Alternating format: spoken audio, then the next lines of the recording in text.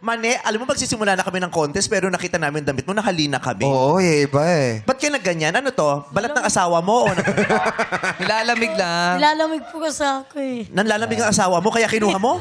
Hindi po, nilalamig po ako. Nanlalamig ka. Ganun nga po kayo. Sabi na sa inyo, gano'n ka sa oh, gano'n ka. Oh, dati ka bang stingray? Stingray.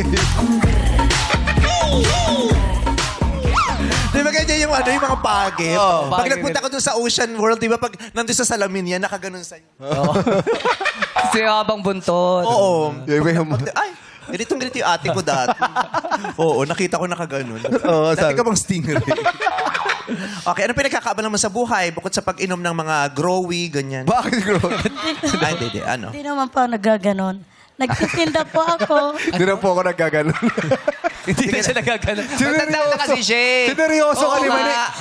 Matanda na kasi siya. Sineryoso ka ni Oo, Mani. hindi na. Ano po Grabe ba- ka naman sa matanda na kasi siya. Hindi kasi pambata Grabe daw, ka, Growy. bastos nun ah. You don't say that to a lady. na Pambata daw kasi yung growy. As in mga Huwag kids. mo sasabihin ng gano'n ng babae, matanda na siya, masakit yun. Hindi naman yung adult na siya. Grabe adult ka. kasi. Kamusta ang pagiging hukluban mo? Sobra ka naman. Okay lang po. Mas masakit yun. Mas masakit ba yun? Yung Hukluban. Matandang hukluban. Parang barkada mo si Matusalem. Hukbalahok.